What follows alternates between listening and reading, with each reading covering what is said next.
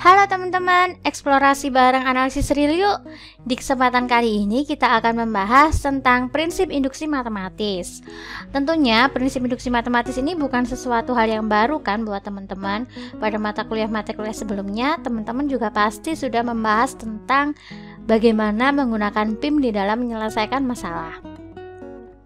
Nah, tapi di kesempatan kali ini kita tidak hanya membahas terkait langkah-langkah di dalam prinsip induksi matematis, tetapi kita juga ingin mendalami tentang dari mana sih asalnya prinsip induksi matematis ini sehingga memang valid untuk bisa digunakan di dalam membuktikan terkait pernyataan yang ada di bilangan asli.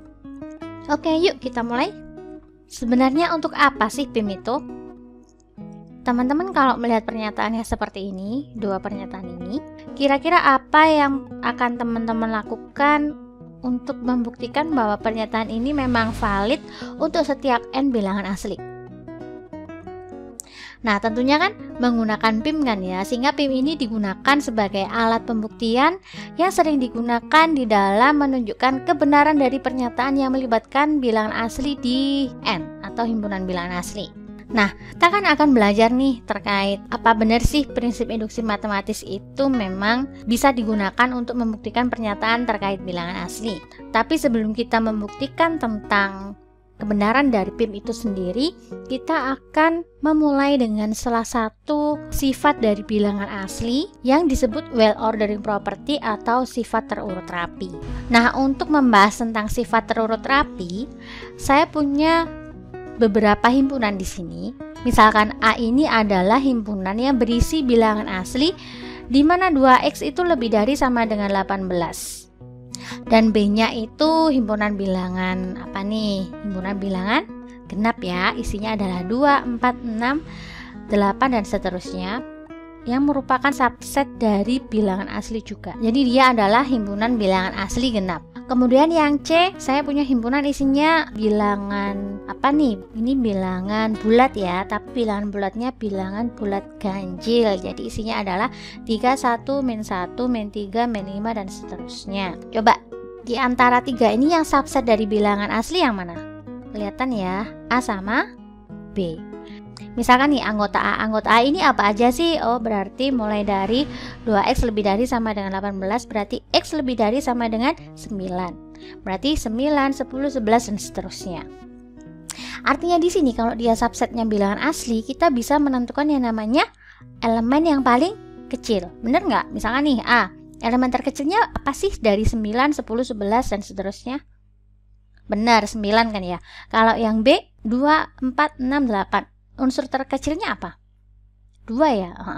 Tapi kalau C, ini kan subset dari himpunan bilangan bulat C ini. Bisa nggak kita tentukan unsur terkecilnya? Kalau bentuknya seperti ini himpunannya. Nggak bisa kan, karena misalkan nih ada min 5, berarti kita bisa nemu ada min 7. Ada yang lagi yang lebih kecil dari min 7 yaitu min 9 dan seterusnya. Sehingga di sini muncul yang namanya Sehingga di sini kita punya sifat terurut rapi dari himpunan bilangan asli, yaitu setiap himpunan bagian dari bilangan asli yang tidak kosong selalu mempunyai suatu unsur yang paling kecil. Artinya kalau dia subset dari bilangan asli, pasti kita bisa menemukan elemen yang paling kecil. Secara simbol gimana?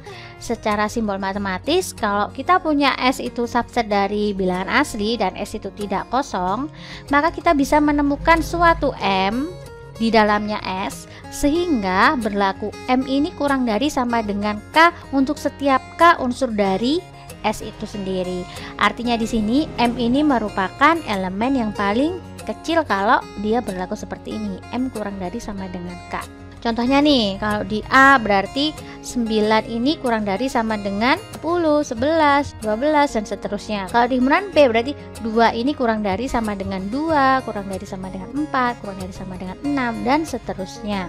Dan itu berlaku untuk setiap K anggota dari subset dari himpunan bilangan asli tersebut yang tidak kosong. Nah, sifat terurut rapi ini kita gunakan untuk membuktikan bahwa PIM itu valid digunakan untuk membuktikan pernyataan di dalam bilangan asli. Tapi sebelumnya saya punya ilustrasi di sini yang namanya efek domino. Jadi seumpama nih, saya punya pernyataan 1, pernyataan 2, pernyataan 3, sama pernyataan 4 yang dilambangkan dengan domino yang disusun seperti ini. Kemudian pada yang kedua kita punya yang namanya asumsi kalau misalkan K ini roboh maka nanti K plus 1 juga akan ikut roboh. Kemudian yang C, kita punya asumsi bahwa domino ke-1 ini juga roboh. Maka dengan demikian, kalau 1 ini roboh, kemudian kita punya asumsi kalau K roboh, maka K plus 1 juga roboh, maka nanti 2, 3, 4, dan seterusnya juga akan roboh. Artinya semua domino yang disusun di sini yang akan terhubung dengan himpunan bilangan asli juga akan roboh. Sehingga di sini akan muncul yang namanya prinsip induksi matematika bahwa dia benar untuk semua bilangan asli. Itu ilustrasinya. Tapi secara matematis kita bisa mengatakan prinsip induksi matematis itu dengan model seperti ini. Jadi kita misalkan S ini merupakan himpunan bagian dari himpunan bilangan asli yang memiliki dua sifat, yaitu yang pertama, 1 merupakan anggota dari S. Kemudian untuk setiap K anggota himpunan bilangan asli, jika K ini anggota S, maka K plus 1 juga anggota S. Kalau 1 dan 2 ini terjadi, maka yang kita peroleh adalah S ini sama dengan himpunan bilangan asli. Seperti ini tadi. Jadi 1 ini anggota S, jadi satunya roboh. Jika K anggota S, jika K-nya roboh, maka K plus 1 juga anggota S, maka K plus 1-nya ikut roboh. Kalau ini terjadi, maka semua domino yang dipetakan ke bilangan asli ini juga akan roboh seperti itu, sehingga diperolehlah bahwa S itu sama dengan himpunan bilangan asli. Nah, gimana nih pembuktiannya? Jadi kita coba menggunakan bukti tidak langsung ya. P-nya ini adalah 1 dan 2. Jika 1 dan 2 terjadi, maka yang kita peroleh adalah Hi, yaitu S sama dengan himpunan bilangan asli. Jadi kita andaikan dengan bukti tidak langsung bahwa P terjadi tetapi Hi-nya tidak terjadi. Jadi andaikan S ini memenuhi sifat 1 dan 2 tetapi S tidak sama dengan N. Apa artinya kalau S ini tidak sama dengan N? Artinya kita pasti punya yang namanya himpunan N tanpa S. Jadi himpunan di luarnya S yang juga subset dari himpunan bilangan asli itu tidak kosong, karena S tidak sama dengan himpunan bilangan asli. Nah, artinya apa? Artinya kalau N tanpa S ini tidak kosong, otomatis kan di sini N tanpa S juga subset dari himpunan bilangan asli kan? Nah, dengan well ordering property yang ini tadi, maka kita punya N tanpa S ini pasti memuat unsur terkecil atau elemen yang paling kecil. Nah, elemen yang paling kecil tadi kita kasihlah nama misalkan M. M itu merupakan anggota dari himpunan bilangan asli tanpa S yang paling kecil. Nah, kita lihat tadi untuk sifat yang satu, yang pertama, 1 kan anggota S. Berarti kalau seperti itu nggak mungkin dong 1 itu anggota dari N tanpa S. Karena 1 sudah anggota S, karena M ini yang paling kecil, berarti 1 pasti bukan anggota dari N tanpa S ini. Artinya apa? Artinya pasti M ini lebih dari 1. Karena 1 ini kan anggota S, M ini elemen terkecil dari N tanpa S. Nah, karena M lebih dari 1, maka pasti kita punya M dikurangi 1 juga anggota dari himpunan bilangan asli kan ya. Contohnya nih, misalkan M-nya ini 2 kurangi 1 kan 1 anggota bilangan asli nggak? Oh iya, kalau M-nya 3 dan seterusnya. Oke. Karena M dikurangi 1 itu anggota N, dan N tanpa S ini punya elemen terkecilnya itu M. Kalau M kurang dari 1 sama M besar mana? Besar M kan ya? Berarti lebih kecil mana? Lebih kecil M-1 kan ya? Kalau seperti itu M-1 anggotanya N tanpa S nggak? Bukan kan ya? Nah, karena M kurangi 1 itu kurang dari M, maka yang kita peroleh M-1 ini anggota dari S, karena nggak mungkin anggota dari N tanpa S. Dari sini, kita baru menggunakan sifat yang kedua. Kalau K ini anggota S, maka K plus 1 juga anggota dari S kan? Nah, kalau K-nya ini sama dengan M-1, berarti kalau kita tambah 1 jadi apa? Nah, jadi K plus 1 sama dengan M-1 plus 1 sama dengan M. M-nya ini anggota dari S berdasarkan hipotesis 2. Padahal tadi M itu anggotanya himpunan bilangan asli tanpa S loh ya. Nah, di sini ada suatu kontradiksi. Karena M itu anggota dari N tanpa S, berarti M kan bukan anggota dari S. Sehingga di sini kita peroleh yang namanya kontradiksi, terjadi M anggota S dan M bukan anggota dari S. Sehingga di sini terjadi kontradiksi, artinya pengandaiannya salah. Berarti yang benar apa? Berarti yang benar S sama dengan himpunan bilangan asli. Artinya di sini karena sudah terbukti prinsip induksi matematisnya, maka prinsip induksi matematis ini valid dan dapat digunakan untuk membuktikan pernyataan yang berbentuk seperti ini yang melibatkan bilangan asli.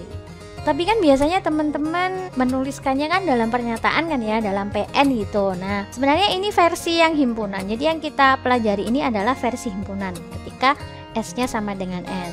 Nah, ketika pernyataan itu menjadi PN di dalamnya S, jadi menjadi suatu syarat yang harus dipenuhi dari himpunan S, maka kita bisa menyatakannya ke dalam pernyataan atau PN. Jadi PIM ini ada dua macam. Yang pertama kita nyatakan dalam bentuk himpunan, yang kedua kita nyatakan dalam pernyataan. Jadi sama sebenarnya. Dan kalau di sini satu anggota S, tapi yang di sebelah sini pernyataan yang pertama yang harus dipenuhi adalah P1 adalah benar. Kemudian jika di sini K anggota N, jika K anggota S maka K plus 1 anggota S, maka di sini jika PK benar maka PK plus 1 benar. Dengan demikian maka kita peroleh bahwa PN itu benar untuk semua N anggota himpunan bilangan asli. Jadi sebenarnya sama. Kalau di sini kita nyatakan dalam bentuk S, dalam bentuk himpunan, himpunannya seperti apa? Himpunannya memenuhi PN, kan kayak gitu. Nah, jadi gimana nih langkah pembuktian dengan PIM? Tentunya ini saya nggak perlu membahas terlalu dalam ya, karena teman-teman pasti sudah pernah mempraktekannya. Pertama adalah kita harus mendefinisikan S atau PN terlebih dahulu. Jadi teman-teman harus konsisten. Teman-teman pakai S atau pakai PN. Sekalinya teman-teman pakai S, berarti teman-teman sampai ke bawah juga harus menggunakan prinsip S yang ini. 1, 2 sama S sama dengan himpunan bilangan asli. Tapi kalau teman-teman pakai PN, berarti sampai bawah nanti harus menggunakan prinsip yang menggunakan pernyataan PN. Nah, berikutnya setelah kita mendefinisikan S atau PN, kita harus membuktikan bahwa satu anggota S atau P1 benar. Untuk pernyataan yang kedua, jadi kita harus mengasumsikan untuk setiap K anggota N, K itu anggota S atau PK benar. Jadi langkah 3 ini terserah teman-teman mau pakai K anggota S atau PK benar, asalkan konsisten terus seperti ini.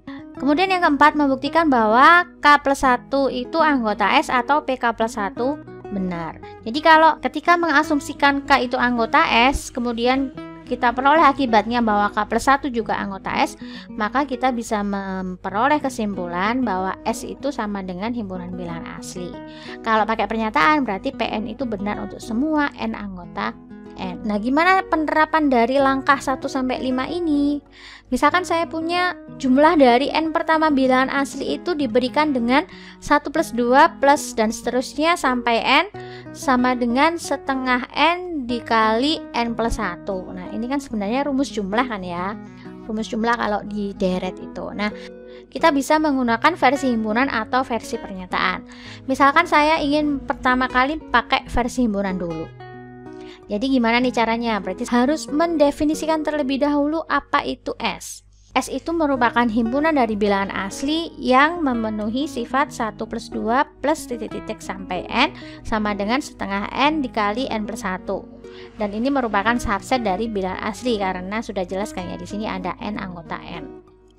Di sini kita akan membuktikan bahwa S itu sama dengan N. Artinya apa? Artinya adalah 1, 2, dan seterusnya ini benar untuk setiap N anggota bilangan asli. Nah, kita harus membuktikan yang pertama yaitu satu anggota dari S. Nah, untuk membuktikan satu anggota dari S, kita substitusi aja nih, 1 sama dengan 1 per 2 kali 1 dikali 1 tambah 1. Sehingga di sini kita peroleh benar ya. 1 per 2 kali 1 kali 1 plus 2 itu nilainya sama dengan 1, ternyata benar. Artinya apa? Artinya 1 ini merupakan anggota dari S. Nah, berikutnya kita ambil sebarang K anggota N, kita harus mengasumsikan bahwa K itu anggota S. Akan kita buktikan bahwa K plus 1 itu anggota dari S. Nah, dari asumsi K anggota S ini artinya K kan memenuhi persamaan yang ada di atas ini. Sehingga kita peroleh 1 plus 2 plus 3 plus dan seterusnya sampai K itu bernilai sama dengan setengah K kali K plus 1. Nah, supaya kita peroleh K plus 1 itu anggota S, maka kita harus menambahkan di kedua ruas dengan ekspresi K plus 1. Nah, kita coba nih, kita tambahkan dengan K plus 1. Di kedua ruasnya kita peroleh sama dengan setengah K kali K plus 1 ditambah dengan K plus 1. Nah, dari sini kita punya K plus 1 kita distribusikan, sehingga kita peroleh setengah K ditambah dengan 1. Nah, setengah K ditambah dengan 1 ini bisa kita nyatakan ke dalam setengah kali K plus 2. Sehingga sudah kita peroleh bentuknya adalah setengah K plus 1 ditambah K plus 1 plus 1. Nah, artinya di sini apa kesimpulannya? Kesimpulannya bahwa K plus 1 ini anggota dari himpunan S. Karena sudah berlaku 1 dan 2, maka kesimpulan kita adalah berdasarkan prinsip induksi matematika, S itu sama dengan himpunan bilangan asli dan terbukti kebenarannya. Nah, gimana dengan versi pernyataan?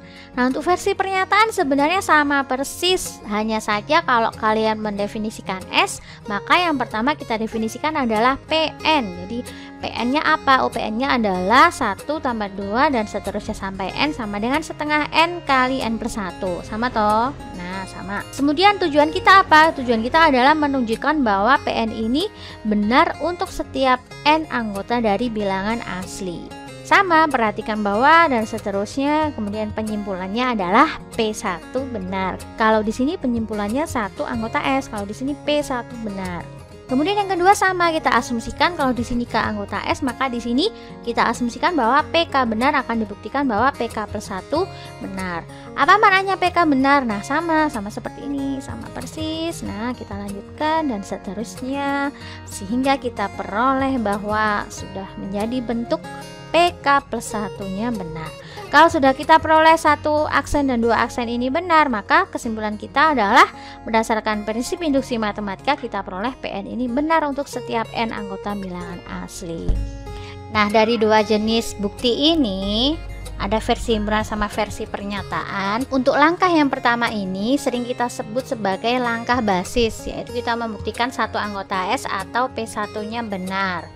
Nah, kemudian untuk langkah yang kedua, ketika kita mengasumsikan K ini anggota S atau kita asumsikan PK itu benar, maka disebut hipotesis induksi. Sedangkan langkah untuk membuktikan bahwa K plus 1 anggota S atau PK plus 1 benar, itu sering disebut sebagai langkah induksi atau bridge atau jembatan.